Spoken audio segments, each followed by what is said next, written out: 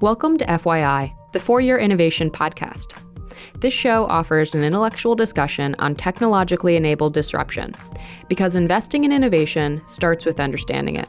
To learn more, visit arc-invest.com.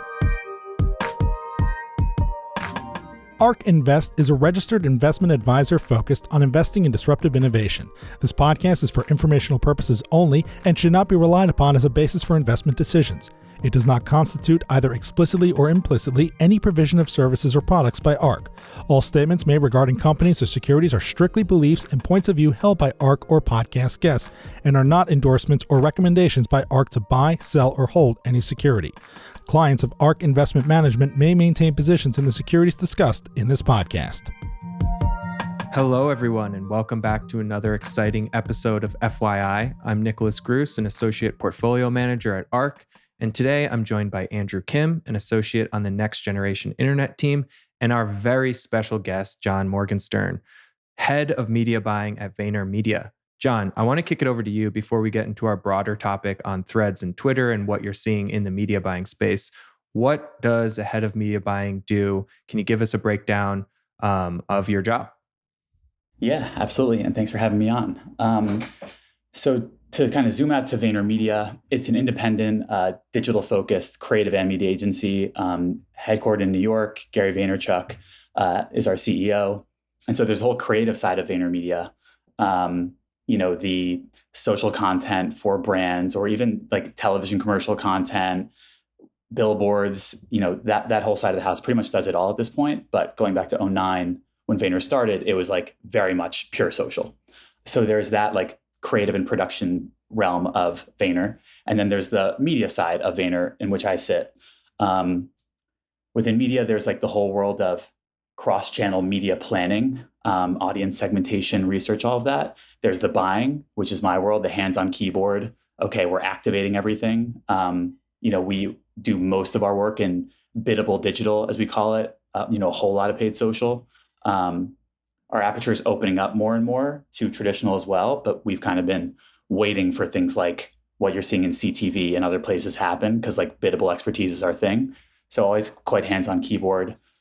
Ad creation, management, optimization, reporting, analytics, all that sort of good stuff is all me. And then there's the whole side of like media measurement, mix modeling and attribution and all of that I kind of sit peripheral to. And our value prop is, the integrated creative and media thing, especially with where, not to get ahead of ourselves, but where the TikToks and Metas are going, where like creative is increasingly becoming like the main, if not only variable in these algos. The creative and media thing was kind of done with that intention or expectation by Gary, which is cool. So most clients do both with us, but we have some media only, some creative only. Got it. So this must be pretty exciting times for you with the rollout of Threads and Twitter. And that's kind of the main topic we want to focus on today. Just get the in-house view. This is a new platform, tech space. What is, the in-house view at Vayner? How are you guys approaching this new platform? How do you view it in terms of, its importance for Instagram and then also Twitter? Like where are you guys at with this? Yeah. I mean, this is the stuff that Vayner like lives for. And this is the stuff that back in the day, 2009 to 2012, like in another time when there's a lot happening in social, it's like how the agency kind of built up its rep by being early in these places, brands seeing, hey, like this one brand got here early and did something great. Like who is their agency? Like that's a lot of what Gary and early Vayner day traded in. And so moments like this really feel like going back to the roots,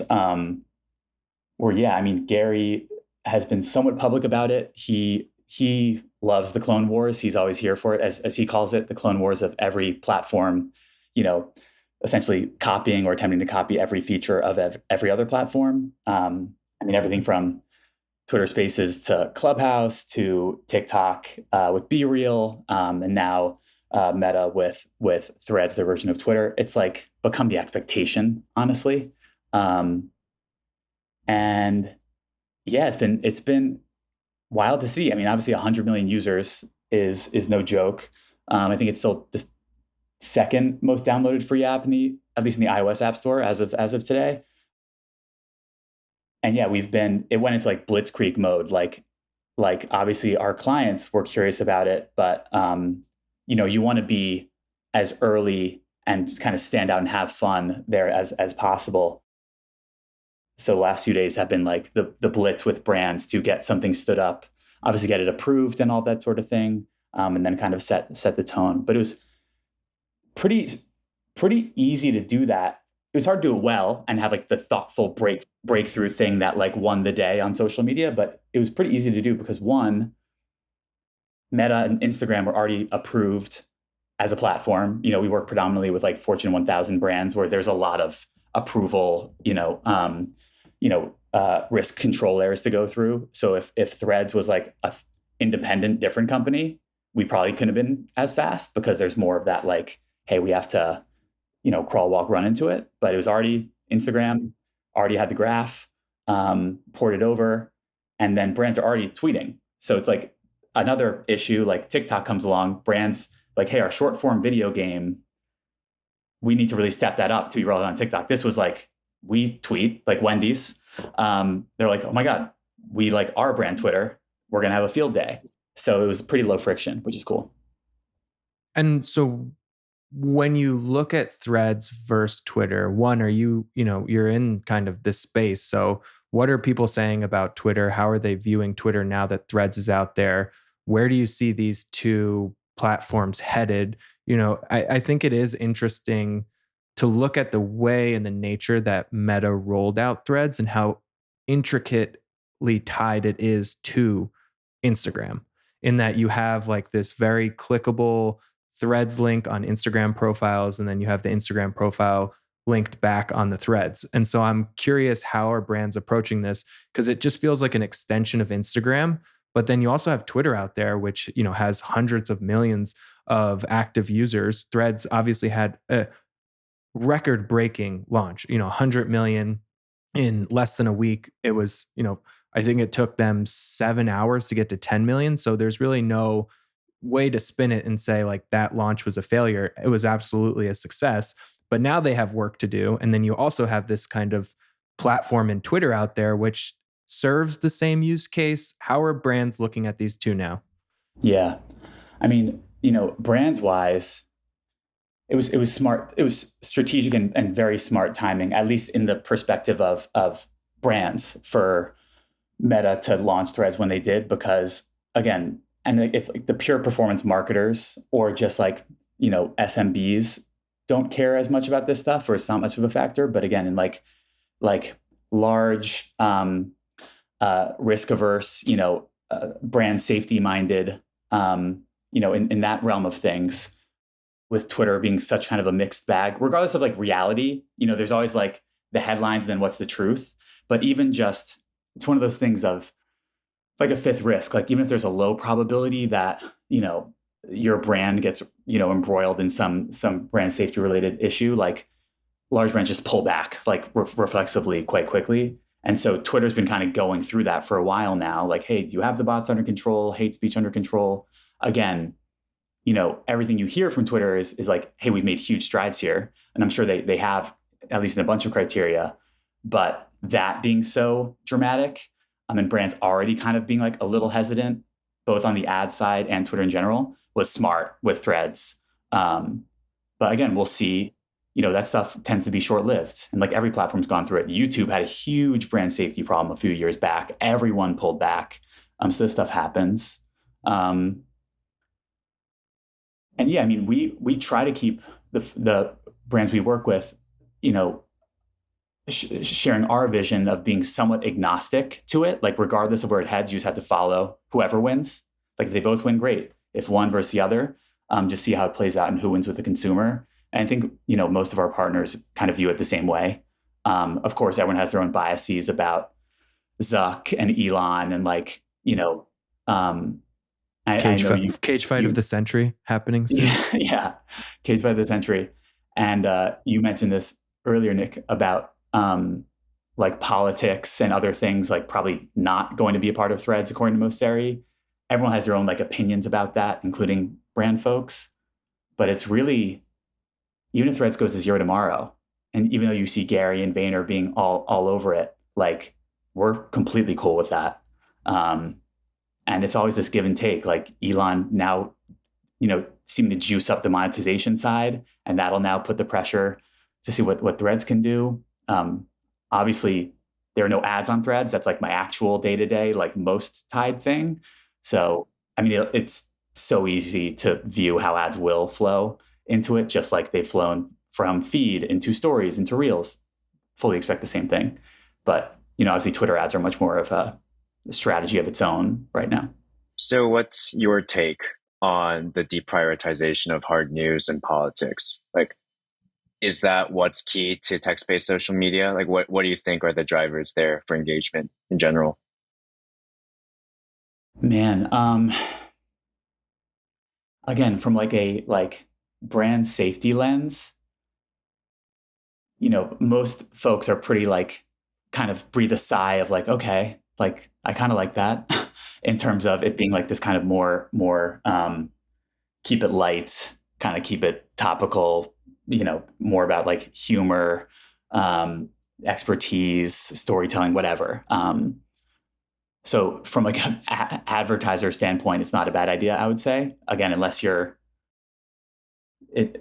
subsist mainly on political advertising, which is a whole like different world. But it's interesting. Like there's all like the memes going around of Threads users being like, oh, it's like this nice utopian kind of like sunny day of Twitter over here.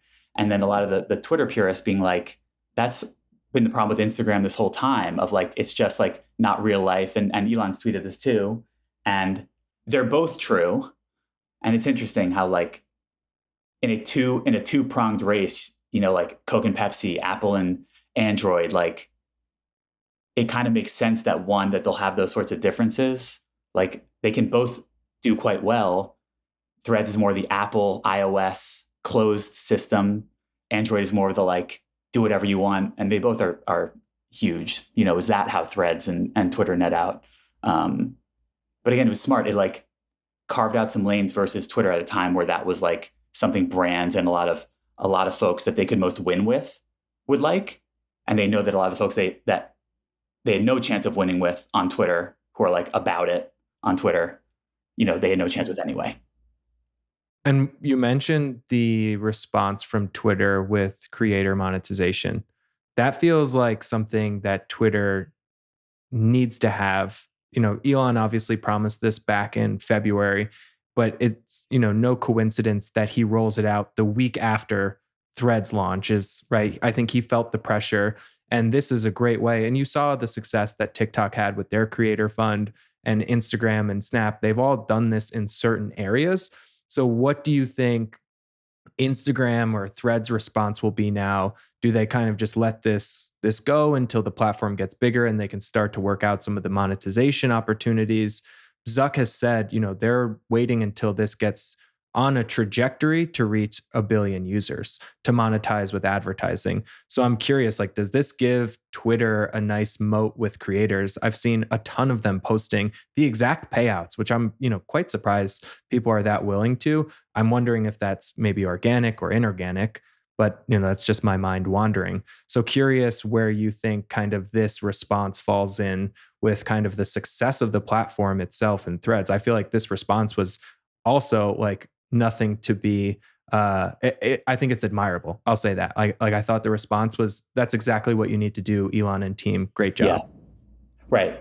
Yeah, no, I think it's the exact sort of like counterpunching that, totally can make sense. And we saw this a while back with like the creator fund wars of like Snap announced, with Spotlight, like 100 million for creators. And then, Meta was like 200, and then everyone had that moment. Those all drained. And then they're like, I wonder how sustainable this is. That's always like a question of it too.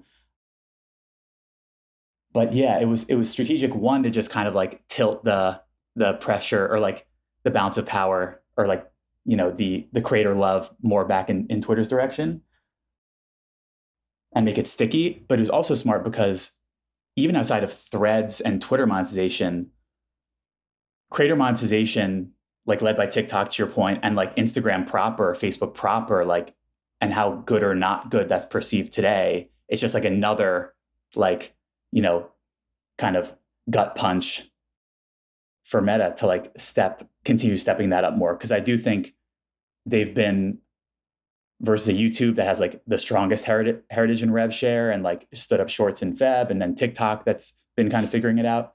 Meta, I would say, is the third horse in the race with like, yes, they have Reels overlays, and there are some passive monetization streams for like bigger creators today, but especially when you turn back the clock to 2013 to 2020, it was purely Instagram. It was purely influencers and creators monetizing their organic reach, like despite Facebook and Instagram's tools to help them.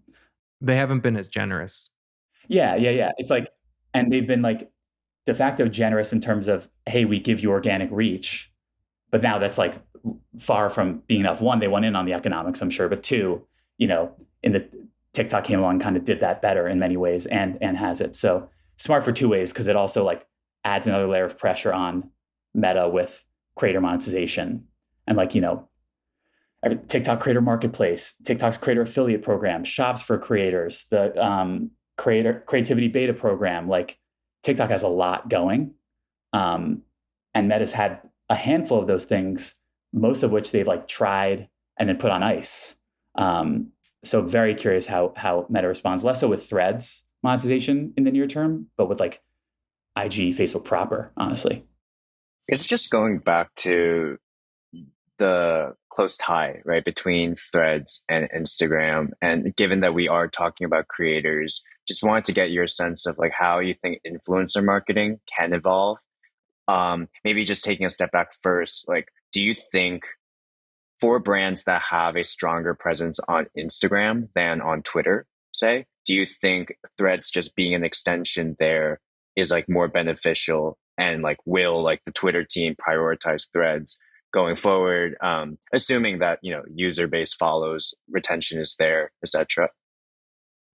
Yeah, I mean, I think even though Twitter has shown, just like continuing to leave Twitter as Twitter, like what it was when it was initially released, has shown that like there's something sticky about the setup of like text-based, quick, even though like things have marched from text to image to video to like, more interactive video. And like in terms of the engagement and all that can be done with it, that still is like where the march of things goes. And so I do think that the real must win is like the world of short form video and Reels and the AI on it. And like, there's just so much more there. Like there's just so much more an algorithm can do, computer vision within the video, the graph, the engagement behavior, than even if they use every thread aspect to their advantage perfectly. So I think that's where the focus of like the next gen resources will be. But on the thread side, I think there's more to gain by folks that were big on Twitter, but were nowhere on Instagram, because they were like, it's like, they don't have images or videos to post, or they're not about that. And now Threads has been a way in for them onto Meta's graph. I ran some quick analysis of like people's Threads follower ratios versus their Instagram follow ratios, which are usually like 5 to 10%, because there's like, everyone propagates over and everyone kind of says, hey, I want to follow the same people. You just kind of naturally get this. So I was looking at folks whose numbers are like really crazily skewed, that have like double their Threads followers as they do Insta, and it's all Twitter types of folks, like the journalists, and folks that, again, some were like millions on Twitter and like a couple thousand on IG. So I think that's kind of a great way in for them, and then they can exist more in Meta's Fediverse. I guess we call it now, right? So that's like clutch. But then it's also, for folks that are dominant on Insta, then having the graph poured over, you just get to extend it. And if you were nowhere on Twitter, you might be okay. So I think both have wins, but it's not like lopsided, like the Instagrammers kind of win out at the expense of Twitter folks. I think that's been an interesting dynamic. Gotcha. mean, I guess you did mention that short form video, winning that is kind of at the crux of the social wars. So maybe we can just kind of do a quick pivot there. Like, what are you seeing with Reels monetization today, or like ad performance in general? How does it compare against TikTok? Are your clients kind of has TikTok moved out of the experimental budget now at this point? It would be great to get your general thoughts there. Yeah. Well, I would say for one sneaky thing with TikTok is that, and anyone who's like lived deep in TikTok will know this, like the TikTok text game, like what goes down in comment threads and like replies having 200,000 likes and then like a reply to a reply, like TikTok is weirdly sneaky with like a Threads Twitter type play. And honestly, some of the most fervent, like hyper engaged, like a TikTok and a reel, you might get similar views, but you have like 20x more commentary on a TikTok. It's just like something about it. So I think that's just something interesting to watch with TikTok in general. Again, Clone Wars, like all of a sudden they're like, we have, breads. They can spin this stuff up so quickly. But yeah, we've been spending a ton of time cracking, and this is something that like Gary especially, has really like been pushing the tempo on for a while now. He was talking about Musical.ly in 2016 to crack TikTok, not just for like ads and brand marketing, but like performance advertising has become the real focus of late. Like the brand stuff, really efficient reach, engagement, buzz, PR, awareness. That's like continues to be in a pretty damn good spot. But the performance marketing side, which is obviously the bread and butter, like where the real business happens and where like the real unlock of millions of advertisers happen, you drive business. It's been a journey. It's no different in so many ways than the evolution of mobile newsfeed into stories and now stories into reels, where like we more so, you might hear my dog a little bit. Folks more so had like Facebook feed figured out for DR, and then Instagram made it trickier. There was no linking out on Instagram for forever, period. So once just getting people comfortable with like, you can click on stuff now with ads was a thing. And then stories, everyone was so used to static image-based ads. And so it always happens where like it comes out, it performs worse than its counterparts in feed. I'm talking now like just within Meta. But there's like an underpriced opportunity, early mover opportunity for like the scrappy brands that like crack it early, because by definition, most folks the algorithm isn't really taking them there because they haven't found the creative. And so then those folks take early advantage. You saw the same thing with TikTok and like Dr. Squatch soap and a few others that just like went nuts on performance ads like 2 years ago when they really didn't seem to work for most people. And then they crack the code, the market kind of follows, and then it kind of matures and goes along. And so I think that TikTok is very much on that journey. Reels is very much on that journey. I would say with Reels, it's been like having stories content helps translate over because you at least have vertical motion things, but it does not work the same. Just like if you were to post it in TikTok, people would be like, this is basically an ad or a story. This is not short form video proper. Reels, TikTok has actually helped Reels with performance marketing a bit more because TikTok has been totally focused on making this work for performance. People finally figure out the creative and then they take it over to Reels and then it just starts working hard there. Like that's been almost more helpful than trying to take your existing Meta ingredients and then making them work in Reels. So yeah, Meta with Reels kind of owes TikTok a little bit. Like, hey, thanks for helping us all figure out using creators for performance ads and, porting it over. But it's still not like TikTok, like for like performance wise, still doesn't quite touch Meta on average, for a bunch of reasons. When you zoom into just the Reels side of Meta, it's closer, but it's where like, okay, any good TikTok ad for performance, you can just, it's all the same short form. You just take it, run it on Reels, And then the meta algo still has a bit of an advantage. So it's like TikTok has some catching up to do, but it's nothing like unsolvable per se. John, I have a related question. It's not so much at the platform level, but the type of ad product out in the market. One that I've noticed, and I think it really started to take off with TikTok and short form, and obviously there's predecessors to it, but this idea around challenges and marketing around challenges, or like these viral trends that have product placement. Andrew and I, and maybe I just stole your question, but we've talked about like the grimace challenge, and you see all of these like product placement challenge trends. What is that? How do you even define that in advertising terminology? Is it just something that exists and it's hard to really put your finger on it? Or can this be created by companies? They can be created by companies, but it's supremely hard to do. Where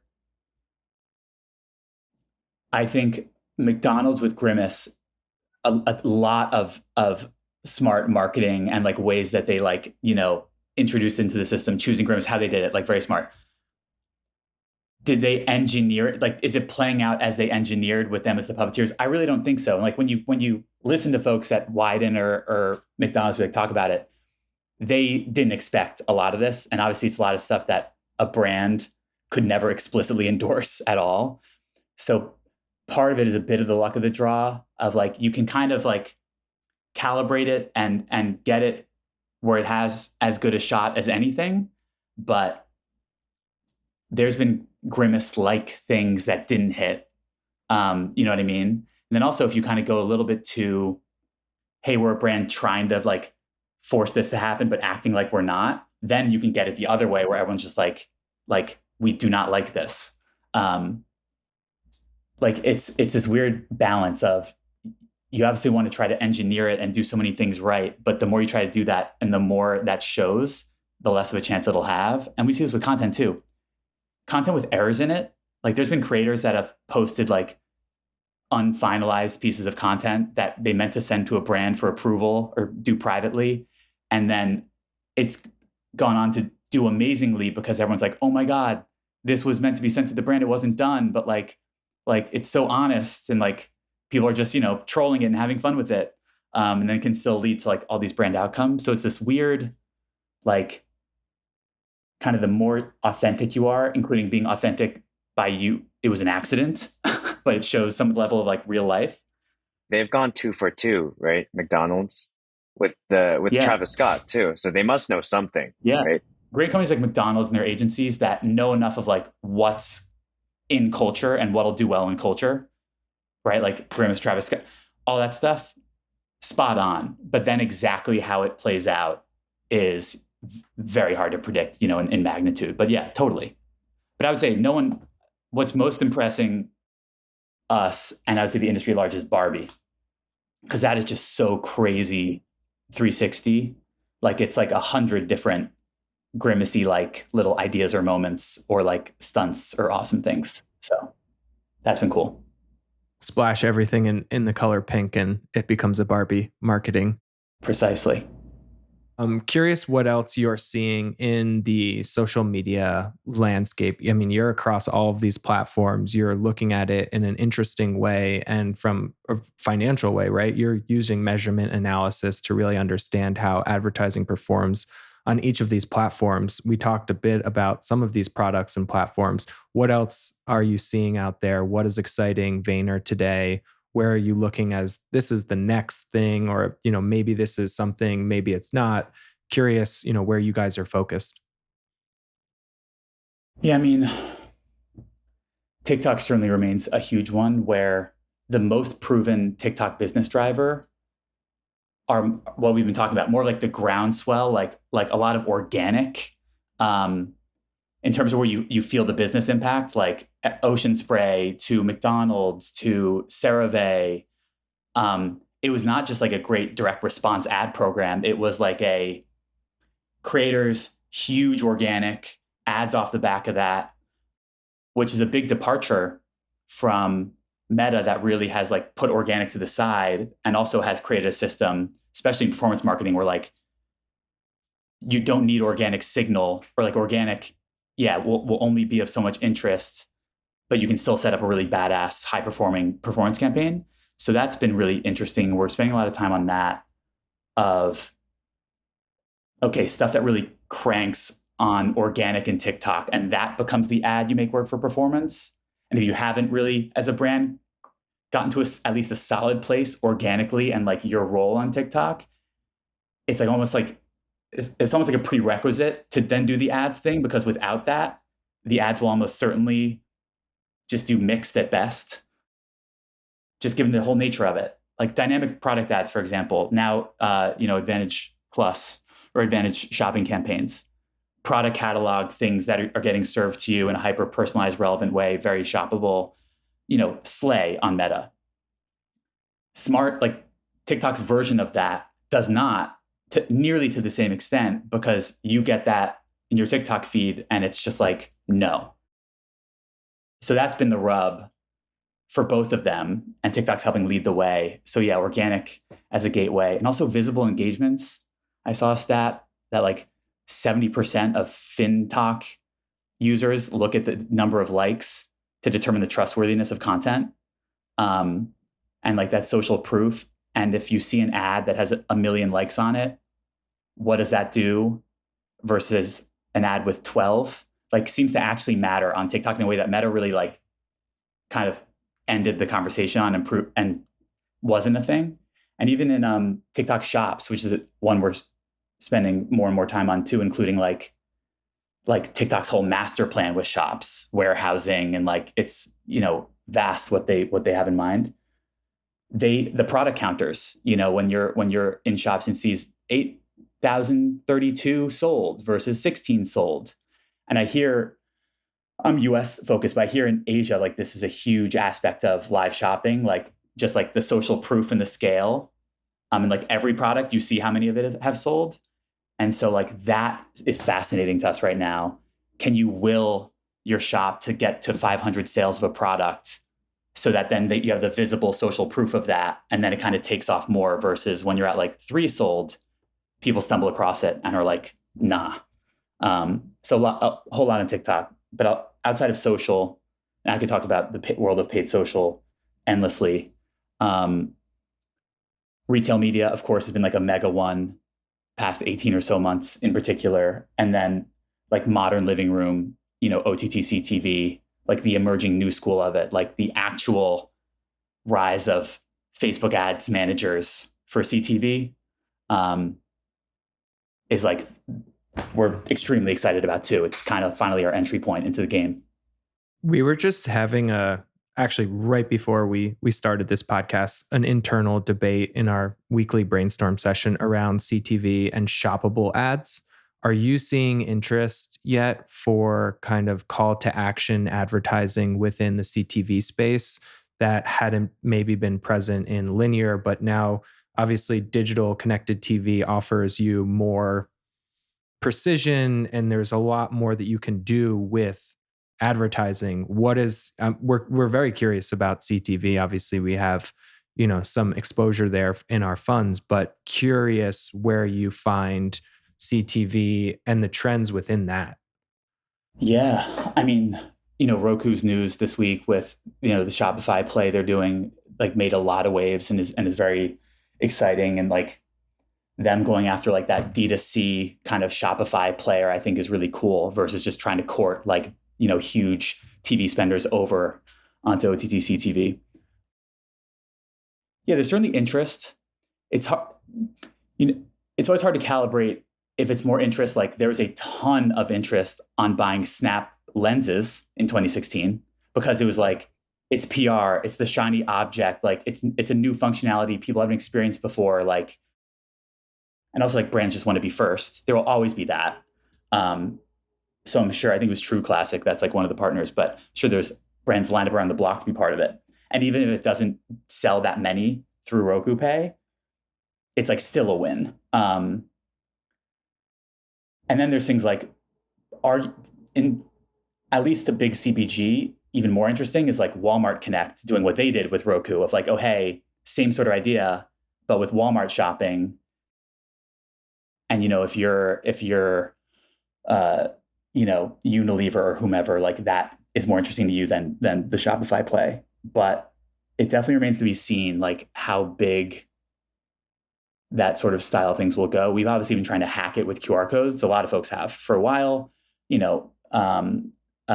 unique promo codes, then tie back TV exposure to buying on site. Like there's a whole lot around like TV generated commerce. This now makes it that much more frictionless and whatnot.